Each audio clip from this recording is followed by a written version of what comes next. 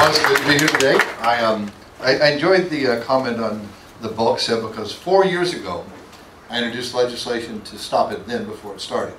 And the bill said, in fact we got out of the House with a unanimous vote to the Senate, it said if you're a bank, Freddie and Fannie, and you have a foreclosure, that you can hold that foreclosure for up to 5 years, you can lease it out, you can enter into a lease option to buy back from the original buyer if you want to, and you can take those properties and gradually release them on the marketplace so you don't just ruin the marketplace like happened today with just tremendous amounts of liquidity out there as far as assets on the marketplace and no buyers and driving the value down, and it moved nowhere in the Senate. But the concept of taking assets owned by the federal government, because the taxpayers own Freddie and Fannie at this point in time, and taking those assets at a huge loss and bulking those out to some foreign bank or other entity, not knowing what they're going to do with them, is ridiculous. What they ought to do is take the foreclosures, work with local realtors. You have management companies can manage the properties, lease them out, and then when the market's ready, they can list them with you. You can sell them when the market value is coming back, and we can make sure the government does not lose money. But people aren't thinking the realistic way that they should think. Now you've heard some debate today about Freddie and Fannie. We need to abolish Freddie and Fannie. Now the problem with that concept is they're outperforming the rest of the marketplace.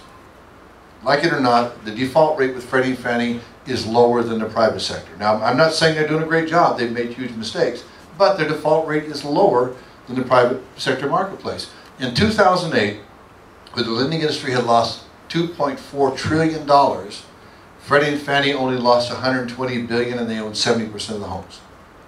Now, that says something was done right at some point in time. The problem with Freddie and Fannie is they went public. In about 2001, when the market really started to heat up, they started losing market share. But the problem is that was what they were designed to do. The GSEs were designed to bring private sector dollars into the secondary market and buy loans from banks, meeting a conforming criteria. But what they did, instead of pulling back as they should have, they went out and aggressively fought for a larger market share, buying predatory loans instead of buying subprime loans like they should have in other loans. They were being pushed by groups like Countrywide, who sold mortgage-backed securities. And the problem with the mortgage-backed securities they bought and they sold was that when investors bought them, they were stuck with the losses. Now, not one investor in this country has ever lost a dime on a mortgage-backed security from Freddie and Fannie. The losses were taken by Freddie and Fannie. If you have a bundled group of homes out there that they sold off, as loans went bad, Freddie and Fannie bought them back, replaced them in a portfolio with loans that were performing. The problem with the private sector mortgage-backed securities, they're bundled in a way that the servicer cannot take the bad loans out, because the minute you touch the bundling, you're liable for all the losses with the investors. So all the money being lost in the marketplace today, I know you're looking at it funny, but it's true. All the money that's lost is lost by the investors. Not one bank was held accountable for making a bad loan. And in 2001, I introduced legislation that said, let's define subprime versus predatory. Got it to the Senate 6 times. What that meant was, a true subprime loan is an individual who's had a downturn in their lifestyle at some point in time. They might have got behind on a few payments. Their credit is less than sterling, but they're in a position today where they're going to adequately afford to buy a house. They have the down payment. They have the resources to make the payment. But their tarnished credit history, they might pay a little more in points. They might pay a little more in interest. So they're not a prime, but they're subprime. But predatory loans, when you don't basically confirm they have a job, their credit history's never been checked, they have no FICO score on record because you didn't check it, and you just make a loan to someone who's on the dotted line, that's a predatory loan. And if we had done something about it all the times I sent it to the Senate, maybe we wouldn't be in the problem we are today. But let's see, where do we go from today? Do we get rid of Freddie and Fannie without a viable alternative? I don't think we do. I introduced a bill that the National Association supported. It's called We Create a New Facility. And what the facility does, it takes all the assets of Freddie and Fannie in, and we take those assets as they go bad, we hold them up to 5 years, lease them out with the management company, then we sell them off to realtors and sell them one at a time as the market comes back in different areas, so we don't put a glut of homes in one given area. Plus you go back to the original concept of what they were supposed to do. Their whole goal was to provide liquidity to the marketplace when it's impacted financially. So when there's not adequate lending available out there, Freddie and Fannie is supposed to move forward in the marketplace and provide more loans out there when the private sector is pulling back. But from 2001 2001 to 2007, when the private sector was moving up rapidly, they should have been pulling back. And the GSE should never be above 50% of the marketplace, depending on market. If the market is really, really doing well, like it was in 6 and 7, where there's adequate loans out there from everybody else, they might pull back to 30%, 25%, or 20% of the market, because they're not needed out there. But they keep the market competitive based on the rates that they're charging out there. So you have a conforming marketplace, adequate place to sell the loans off to, but you're not overheating the marketplace like what happened with the investors from Wall Street in 2004, 5, 6, and 7, which got us where we are today. But what we're doing today, we're using real estate as a cash cow. We're raising the FHA fees, and none of the money's based on any type of risk. It's going to the general fund to offset something else. Freddie and Fannie fees are going up too. No purpose at all other than just to raise money for the government. Now, you have to look at that and say, what's wrong? Now, it took me 8 years to have conforming loan limits in high-cost areas enacted into law, which means that we ended up to $700,000 or $700,000. Instead of the conforming rate was about $420,000, $435,000. And you know, between Freddie and Fannie and FHA, the best loans that they've made are conforming loan limits in high-cost areas. And what's the first thing we do when the market starts to come back? We eliminate it. Now think about it. Are you better off lending money to somebody who has the ability to repay, who makes more money, or lending to somebody who makes less money and it's a little tougher on them? So we've taken and placed more of a burden and a risk on all three agencies by eliminating the quality loans that were safer and performing better. And you look and say, what do we do in the future? Do we need FHA? Absolutely. But we're doing everything wrong. We're raising the rates, raising the fees. And let's talk about like public housing. I helped the San Bernardino County Housing Authority become a move-to-work authority. Now, move-to-work means if you're going to be in public housing, we require you to do something. You're not going to be here your entire life. We want you to get some job skills. We want you to get some educational training if you need it. And we want to help you get a job and go on your own. And San Bernardino County Housing Authority was one of 30 pilot programs I wrote into law that allowed them to do that. They've serviced more people with less money, and they're outperforming every government housing authority that's not a move to work.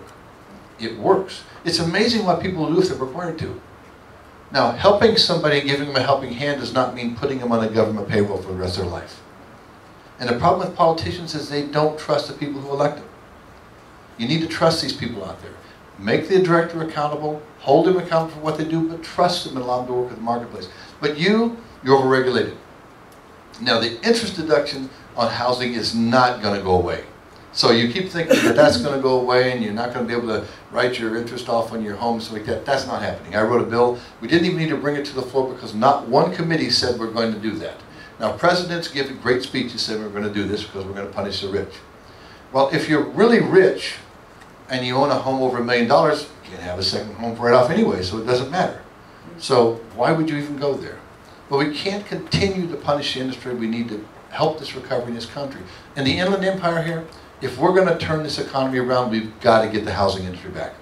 If you could get the housing industry back in this country, unemployment would be the lowest it's been in our region in history, based on where we are today. Just putting construction workers back to work, building homes, building highways, people would be doing very well in our area. And if you get that market going, guess what brings the price valuation of homes back? The new home market. When he starts raising his home prices $20,000, everybody else follows him. And you're basically, aren't you working on a percentage? It's not bad for you. It's not bad for people who own homes. People right now letting their homes go back because they're watching what's happening in the marketplace and they say, is it going to be worth less next year than it is this year? The buyer comes in and said, well, am I better off waiting 6 months or 9 months or a year to buy because it might be cheaper then? We've got to stop that. So let's find a real bottom, and I think we really have found it. Looking at what's happening nationally, I think we've hit the bottom. As long as we don't do something stupid with Freddie and Fannie, like sell a bulk amount of homes and flood the marketplace when there's not a demand for that many homes. Now, you probably have a board around here somewhere that says we have these buyers and we need homes for it. Maybe you have 50 buyers.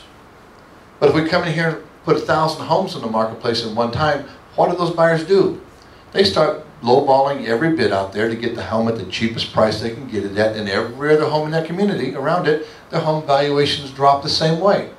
And people say, well, the government's talking about people who don't make their payments, we'll just take and drop the principal of their home down to where they can afford it. And they say, well, if they're going to do that for them and they're not making their payments, why should I make my payment? Now think about it. We're asking people to think the wrong thing. Now, government should be there to create an environment that people have an opportunity to prosper in. Make sure there's liquidity out there for loans. Make sure lenders are doing the right things. The bill I wrote says a lender who makes a loan must meet these underwriting standards. They're going to pay a guarantee fee going in when they sell the loan, and the investor pays a reinsurance fee when he buys a mortgage-backed security, just as a backstop in case something goes wrong. But the lender doesn't get a discount for being a big guy. If you're a local savings and loan, your local community bank, if you're a local credit union, you get the same rate as Bank of America, Wells Fargo do if you provide a quality loan. So there's no discount for volume, it's based on the quality of that loan. But if you are an approved vendor and you write a bad loan not using the underwriting standards, guess what? You're buying it back. And that's not unreasonable. We're saying if you do what you're supposed to do, not unforeseen things happen out there, then you're fine. We'll buy that loan. We'll sell it off. The market will continue to work. And if you have to think about a government guarantee, 15% of the money GSEs gets come from other countries. And there's not another country out there that doesn't have some form of a guarantee by the government. Not one. When every nation in this world, their housing market plummeted when ours did, no two had the same financial structure. So they can't say it's the way we mortgage homes here and we finance them. It's not. There was a global glut and illiquidity that occurred at the same time. And the market plummeted because of it. Countrywide, give you a great example. They wrote all those bad loans. Now, I hope there's no Countrywide executives in the room here, but it's true. They wrote predatory loans. What happened to Countrywide is they got stuck with those loans when they couldn't sell them off on the secondary market. Nobody would buy the mortgage-backed securities. They had about $25 billion worth of homes, and they were rotten homes. Most of them were going into foreclosure within 90, 120 days, and they got stuck with them and they went under. Horrible. But they deserve what they got. The problem is a lot of people lost a lot of money in the process. That should never happen again. Was it a lack of regulation? Absolutely not. You know, you had bank regulators telling banks that you had to use these type of criteria to make a loan, but they were revolving them so quick and so many coming in and out the door, and when you had some Wall Street agency rating them as AAA, they must be good loans. And you know what, they're already gone, so that's not a bank regulator's problem, because B of A sold them off, Countrywide sold them off, they're all gone. So there's no liability in part of the bank. But there's a problem there. Nobody ever dreamt a bank would do everything that was in their worst interest. And they did. And some of them lost a lot of money, some of them got through it. Some great examples, if you look what happened to some of our local banks. Remember Pomona First Federal, how they did a great job in the region? If we would have just modified mark to market, that's basically marking on your books what something is worth today, if we'd have just suspended the hardcore principles of it and worked with these lenders, they'd be in business today. But what we did, we said, you made a loan at X amount of money. I lent 80% on a $100,000 home. That home is not only worth $70,000 now, so you have a prospective loss of $10,000, so we made you set an additional $10,000 in losses aside. Well, they didn't have the assets for that. It's not that the loans weren't performing. It's that the regulators are making them set aside prospective losses that might occur in the future when they've already lent the money. Now, common sense, if they've already lent the money, well, they can't lose more than they've already lent, right? So why not bend the rules a little bit? The thing that's happening in the commercial market, many of you are facing that today, is most commercial loans are fixed 30-year loans with a 5 or 10-year call. Now, the regulators are coming into the banks and the lenders and saying, well, this guy's want to renew his loan. His occupancy rate's 90, 92%. He's got adequate resources to make the payment. He's current. But the problem is that that piece of property is worth $20 million when you lent 14 on it. Now it's only worth 13, which means, oh, you can't lend more than $9 million on it today. So if you want to extend that loan, you need to come up with $5 million in cash. And the guy doesn't have $5 million in cash. So let's don't take a prospective loss on something that's performing. Let's modify the rules and say, okay, if that loan is current, allow the loan to continue. And if it goes into default, it's a different situation, but you're not lending any more money on it than you already have in it today. So why foreclose on it, sell it at less than it's worth, and drive everybody else's market value down in the region? So sometimes common sense has to prevail over stupidity. Let's don't use hardcore rules and say we've got to do this because the rules say that. Rules say many different things in different situations. This country faced the worst downturn we've faced since the Great Depression. Now, I got beat up a little bit for voting for the first half of TARP. That's when we put $350 billion into the banks. Y'all remember the bank giveaway? We made $20 billion profit on it. Anybody tell you that? They paid it all back. And we made $20 billion for lending them the money. The problem we had then, I'm on financial services, so I chair national monetary policy and trade, so I talked to Bernanke and Paulson privately 4 different times. I met with Bush's chief financial advisors. And if you saw what was happening in this country, it was scary. There was not one bank that could withstand a run. Not Bank of America, not Wells Fargo, not Chase. Nobody could withstand a run. In one 24-hour period, the money market system had $500 billion removed. They withdrew it. And people were putting their money in 90-day Treasury notes for almost 0% because they just wanted to have some place that was safe. They figured the government's safer than my bank. And they were going to the bank, taking the money out, and putting it in the Federal Reserve and Treasury. The problem is that the banks were becoming illiquid. Their money was already lent out, so you can't get money from nowhere. The money market groups were out selling assets for fire sale prices just to create cash to give people their money back. Gold spiked to the largest percentage in 24 hours in history. It was scary. So we had a choice. We can raise FDIC insurance limits to make people realize that your money's safe. We're standing behind banks, and we put money into the banks, not as much as they needed, but we put money into it so people sat there and said, oh, everything's good. And guess what happened? It worked, because in my business, perception's reality. The perception was the government standing behind the banks, the government's going to guarantee your money, and people quit drawing their money out of the banks. It worked. And we made $20 billion in the process. So we did what we had to do. You didn't want the Great Depression coming again because it would have been horrible. We did what we needed to do. Now, everything since then I voted no on, because all we've done is give away your money. The stimulus bill for $800 billion was a waste of money. We got nothing to show for it. Giving money to, I mean, it's one thing to say you're going to help General Motors. It's another thing to say you're going to give them the money and give it to the unions. And that's what they did. They wiped out all the stockholders of General Motors and gave it to the people who didn't earn it. I'm not saying that employees don't earn something. I'm saying, why would you give away, that many dollars that are taxpayer dollars and give it to some private sector group? The problem with Freddie and Fannie and where they went wrong. Now, Fannie Mae lost money one time, 1985. Freddie never lost a dime. Did you know any banks that did that well? The problem was they went public. And when they went public, they fought for market share. So like I said, from 2001 on, instead of pulling back, they went aggressively out there to get market share so they could say to the stockholders, see, we're retaining our market. And they lost a tremendous amount of money doing it. The new facility says the taxpayers are going to own it. Because if the taxpayers are going to be at risk, they should benefit from the profits. Now, Freddie and Fannie were always profitable under the original system. A new facility will be too, because we'll make good loans. We'll charge the bank a guarantee fee when we buy the loan, and when we sell the mortgage-backed security, we'll charge a reinsurance fee to the person buying that mortgage-backed security to make sure the taxpayers are held harmless. And if the guarantee fee doesn't cover it, covers all the cost of the operation plus a guarantee set aside with Treasury, the reinsurance fee will. And if it's a bad loan, the bank's going to buy it back anyways and made the loan. So there's a lot of things we could talk about. Let's see, what other issues are important to you? Yes? SB 2012. Which is what?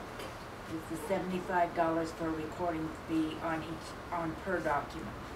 Well, that's falling back to what they tried to do a few years ago. They tried to come in with this idea, and Jerry Giovanelli, who's your director in the National Association of Realtors, we fought this. They said, well, why can't we have banks be one-stop?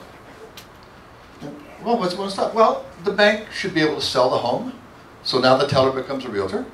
The bank should be able to do the title policy. The bank should be able to make the loan, and the bank should be able to be the escrow.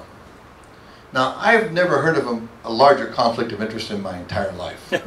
Now, in the committee when they brought it up, Barney Frank was chairing them. I said, Barney, let me ask you, and Barney and I get along pretty well. I said, let me ask you a question, Barney.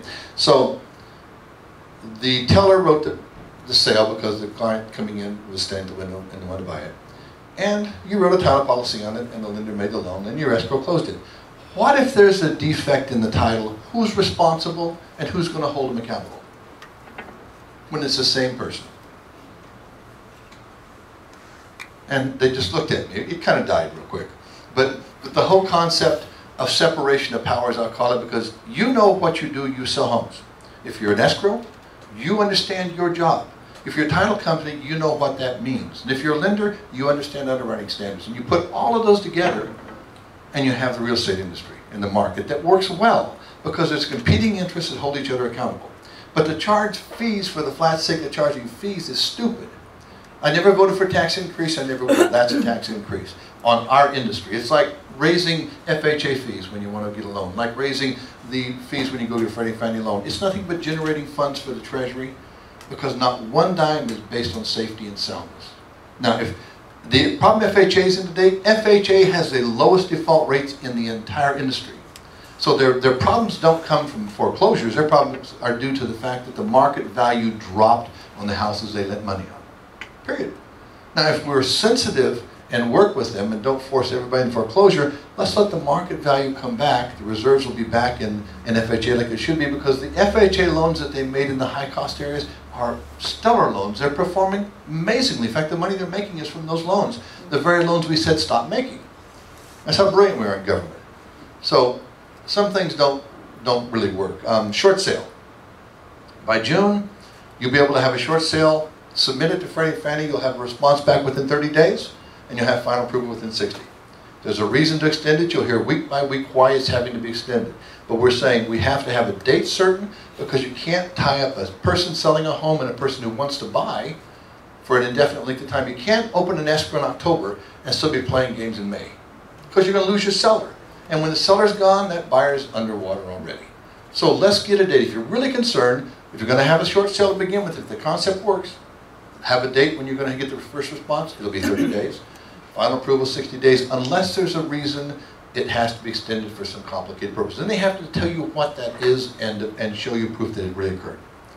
And this common sense thing we can do is like in transportation. I introduced a bill in 2005 that said if a state environmental process like we have CEQA in California, California Environmental Quality Act, if it meets or exceeds federal standards, then you shouldn't have to do both. And I allowed 5 states to do it. California is the only state that took advantage of it. We now process the project 17 months quicker than anybody else, and we have a 30-month delivery that's ahead of everybody in the industry in every state. The new transportation bill that we just passed out yesterday on extension had my language that allows your cities and your counties to do the same thing. It says if you have a grant coming from the federal government, now you have to wait for the money to arrive. Once it's approved, start the project. You can be a year down the road when your money finally comes in and you can backfill your general fund with the money that comes in. But start the project now. Plus, don't make them wait around 24 months to sit there and get the environmental process approved back from the federal government. Use the state process, it meets and exceeds standards, and get your project going. There's common sense things we can do in government if we'll do it. And if we do those things, the economy will be a lot better. Let's don't regulate for the purpose of regulating. I mean, if there's something that needs to be done, okay, so be it. But we do not need to regulate the real estate industry more than it's regulated right now. We need to make your job simpler. How thick is that stack of papers you have to fill out? And if you miss one I or cross dotting a T, you're held accountable and you're sued. That's ridiculous. I mean, we've got to change it. Make it easy. Simplify it. Make it where you can do your job, process it quicker, get people into a home at the best price you can get them into. And if we'll turn that back to you and understand that you know what you're doing, we don't. If we let you do your job, this economy will turn and rebound and we'll be back to what we all believed in. But now, you know, if you look at our environmental standards, we think more about flies and rats than I mean, our grandparents used to swat flies and poison rats. Now we set aside habitat. Give me a break. Who wants to live next to rat habitat? Raise your hand here. Now, this true story. There's a project here in Colton. It's now Rialto. It's called Lila Creek, and they have to set rat habitat aside. This seriously. Now, there's houses being built there. If you have a trap in your garage and you catch a rat, you committed a felony. Oh my God. I'm serious. Because it's an intentional taking. Now, what they had to do, the rats, there's this, you know, you've seen Lila Creek, it's a big wash. Well, the problem with the little rats are too stupid to get out of the wash when it rains. So guess what happens? They die. And when they start dying off, they become endangered. So we're going to be smart. We're going to establish rat habitats. There's a little island out in the middle of Lila Creek. They had to remove all the vegetation because rats don't like vegetation, so you got to remove all that. And you got to plant them out there, and you got to feed them, and every weed you got to de-weed to keep them out. and we're trying to provide safety for the San Bernardino kangaroo rat. Now, that's not the Riverside because they're cousins. It doesn't count. You got to have, you know, your cousins, you're different. So we do all this stuff for the sake of our environment. Last time I checked, we were part of the environment. They're trying to kill us. So if the government took as good a care of us as they do rats and weeds, we'd be much better off. We have about 20 million acres in Arizona it's called an environmental preserve. We do not let the Border Patrol go in there, and it's the main route for drugs and weapons and illegals into our country. They can go in there, but our guys can't. And I introduced Bill Stoppett, and they says, well, what's the purpose? And I said, you know, I think our children, our jobs, and our national safety is more important than weeds, rats, and flies. I really do. And she said, yeah, you're right, and walked away. So I guess we won that one. But I'll get bashed in the press before some. But why don't I take some other questions? Yes, ma'am.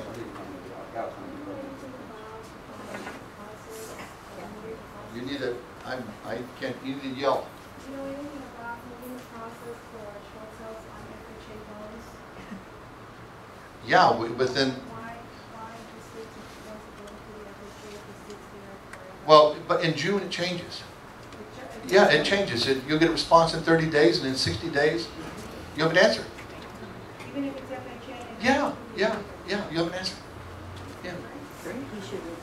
Can you repeat the question? Repeat the question. Why do you have to go through such a long process with FHA and we never get an answer? And I said, you will starting June. June, you have a 30-day period. They have to give you a response. We know which way you're going. It's probably a yes or probably a no. And then 60 days, it has to be done. If they don't complete it in 60 days, they have to give you a definitive reason why they were unable to process it. And that's already in motion, Jim? Yes, it'll start at FHFA. It starts in June the first, I think, yes. Yeah. Yeah. So your job should be a little easier. Anything else? Thank you for having me. God bless. One more. Oh, yes, sir. I couldn't let you go without asking this. Back to the bulk sale issue. Yeah. What do you think the future of that is this year or next? I've introduced a bill. I'm going to do everything I can to kill it. I've met with Geithner, Bernanke, and I said, this is the stupidest thing I've ever heard. First of all, you wipe out all the stockholders of Freddie and Fannie. You make the government in charge. It's their organization, so that the taxpayers are liable. Then you have assets coming in, and you're just going to give them away and take huge losses. Why would you do that? And I talked about the same thing. You heard the president, it's really funny because 3 years after I introduced the bill, you heard the president say, well, maybe we might start leasing homes out from Freddie and Fannie. Well, I did that 3 years before, but he's still not done anything on it, except giving a speech. We need to do everything we can, and we're trying to do that to make sure that does not happen. We've had meetings, we've had the Secretary of Treasury in and HUD in financial services and say, don't do it, it's dumb. There's a much better way to do that. If we're going to take and create business, let's create business for Americans. There's leasing agents out there that would love to lease your properties for you. So that's not a problem. The government doesn't have to do it. Just contract it out. Pay them a percentage of the rents. They'll do it. And then when the market's coming back, tons of realtors will list that property to local realtors. And the goal is to do it locally. If you're going to have properties managed, have local management groups manage them. If you're going to have properties sold, have local realtors sell them. Don't sell it off to some foreign bank or national group on Wall Street that's going to just bulk them out. Deal with the locals. It can be done very well. We've done it in the past and it worked. Good. Thank you.